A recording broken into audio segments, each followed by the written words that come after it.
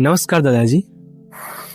दादाजी, आज का प्रश्न ये था कि आज के भागती दौड़ती दुनिया में छात्र जो अपने जीवन को लेकर इतनी सारी परेशानियां झेल रहा है, पढ़ने लिखने के बावजूद भी, डिग्रियां लेने के बावजूद भी उसे नौकरियां नहीं मिल रही हैं, और सरकार का कहना भी है कि वह सभी को नौकरियां तो नहीं दे सकते, लेकिन दादाजी छात्रों के भीतर की जो क्रिएटिविटी थी वो कहीं ना कहीं खत्म होते जा रही है। तो इसके बावजूद छात्र सुसाइड की तरफ बढ़ता है और बहुत सारे गलत कदम उठा लेता है। तो दादाजी, इसका जिम्मेवार कौन है? छात्र अपनी गलतियों का दोषी स्वयं है या एजुकेशन सिस्टम इसका जिम्मेवार है? आपकी क्या राय है इसमें?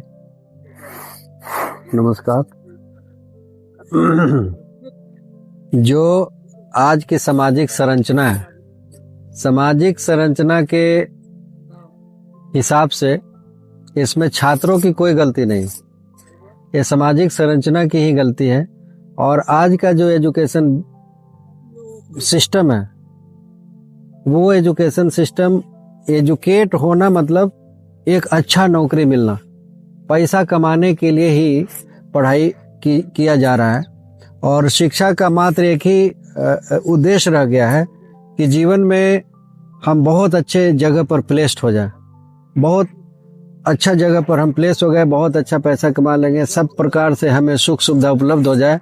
तो एजुकेशन को यही माना गया है मेजरिंग रॉड। लेकिन एजुकेशन का मतलब ये नहीं है। एजुकेशन का मतलब होता है कि education is that which liberates.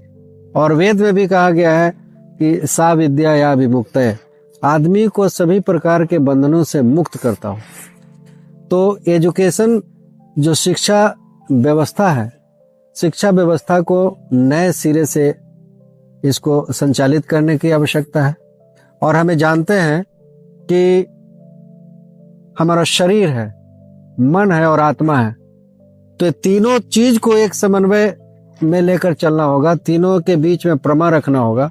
लेकिन आज बिल्कुल एक साइडेड वाला एजुकेशन रह गया है, एक ही तरफ का एजुकेशन व्यवस्था है कि एजुकेशन किसी तरह से क्रेम कर ले, चीजों को हम फटाफट याद कर लें, कंपटीशन में बैठे, एग्जाम हो गया और नंबर अच्छा मिला, जॉब हो गया।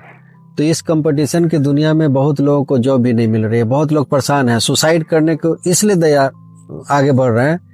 इस भागती दुनिया में जब तक अंदर से सेटिस्फैक्शन उसको नहीं होगा, अंदर से विल फोर्स नहीं जाएगा, अंदर से पॉजिटिविटी नहीं रहेगा, तो निगेटिव की तरफ ही बढ़ेगा आदमी के अंदर निगेटिविटी दौड़ेगा। इसलिए आज से जो भारत के जो प्राचीन काल के एजुकेशन जो व्यवस्था रही है, प्राचीन काल की एजुकेशन व्यवस्था रही है गुरुकुलीय व्यवस्था। और उस गुरुकुल में शारीरिक स्तर पर जो विद्यार्थी होते थे उनको स्वस्थ बनाना, मानसिक स्तर पर बहुत मजबूत बनाना और आध्यात्मिक स्तर पर उन्नत बनाना। और एक समाज में गुरुकुल से जब बच्चे पास होकर आते थे तो एक सफल नागरिक के रूप में, एक आइडियल आदर्श नागरिक के रूप में समाज में आते थे और वो अपने कार्य का निष्पादन करते थे, संपादन करते थे। इसलिए उनको सारी चीजें सिखाई जाती थी। लेकिन आज सिर्फ बुकिश नॉलेज रह गया है और मटेरियल वर्ल्ड में सब लोग आज भाग रहे हैं पैसों के पीछे, संपत्ति के पीछे, प्रॉपर्टी के पीछे, यही जीवन का सब कुछ आधार मान लिया है। तो आज आप विश्लेषण करके देखो कि पैसा तो आदमी को मिल जाता है, पैसा मान लो बहुत अर्जित कर लिया, लेकिन शांति नहीं मिल रही है। बहुत लोग तो बड़े बड़े हम देखे हैं पैसे वाले सुसाइड कर रहे हैं। क्यों? उसका कारण क्या है? कारण मात्र और मात्र एक है कि उनका जीवन अंदर से खोखला रह गया है, आध्यात्मिक साधना उनके जीवन में बिल्कुल नहीं है। बचपन से ही आध्यात्मिक साधना को किंडरगार्टन लेवल से ही इनकॉर्पोरेट करने की आवश्यकता है और हायर एजुकेशन तक एजुकेशन में इनकॉर्पोरेट किया जाएगा आध्यात्मिक साधना को। इसलिए मैं यही कहूँगा कि आजकल के विद्यार्थियों की ये समस्या है, लेकिन विद्यार्थियों के अपनी कमजोरी की वजह से नहीं है, बल्कि ये एजुकेशन सिस्टम की गलती की वजह से ऐसा हो रहा है। एजुकेशन सिस्टम में पूरा सुधार की आवश्यकता है, नए तरीके से इसको रीऑर्गेनाइज करने की आवश्यकता है और पूरे अस्तित्व को लेकर चलना होगा, तभी वसुधैव कुटुम्बकम की भावना हमारे हृदय में आएगी। और जब तक ये भावना हमारे हृदय में नहीं आती है, जब तक इसको हम अनुभूत नहीं करते हैं अपने जीवन में, तो मुझे लगता है कि हम सफल नहीं रहेंगे, हम परेशान रहेंगे और हम टुकड़े टुकड़े में बंटते जाएंगे और बिल्कुल एक दिन अकेले पड़ जाएंगे। इसलिए जीवन में जो एजुकेशन जो सिस्टम है उसमें आध्यात्मिक साधना को बहुत छोटे से किंडरगार्टन लेवल से यूनिवर्सिटी लेवल तक इनकॉर्पोरेट करना पड़ेगा और उससे विद्यार्थी का जीवन भी सफल होगा। विद्यार्थी जब गृहस्थ जीवन में प्रवेश करेगा तो उसको गृहस्थ जीवन कैसे पालन करना है उसको भी बहुत अच्छे से पता रहेगा।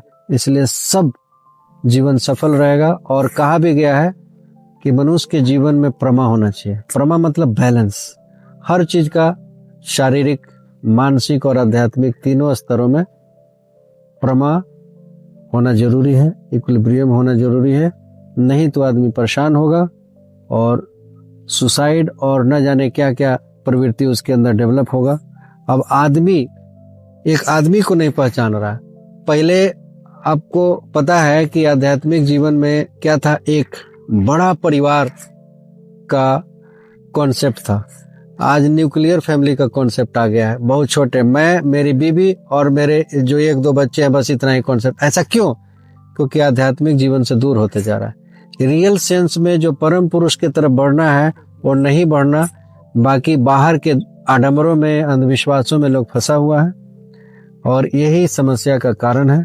इसलिए मैं तो यही कहूँगा कि नए सिरे से एजुकेशन सिस्टम को ऑर्गेनाइज करने की आवश्यकता है और अपने इस एजुकेशन सिस्टम में आध्यात्मिकता को इनकॉर्पोरेट करना चाहिए, किया जाना चाहिए। इससे सब संपन्न हो जाएंगे, मानसिक रूप से आह्लादित हो जाएंगे, आध्यात्मिक रूप से हमेशा उन्नत रहेंगे और बहुत खुश रहेंगे। तब सबको अपने साथ आत्मसात करेंगे, सबको एक अपना परिवार जैसा मानेंगे। तो यही है सिस्टम एजुकेशन का, इस तरह का बनाना पड़ेगा और किसी को फिर कष्ट नहीं होगा, कोई परेशान नहीं होंगे। नमस्कार।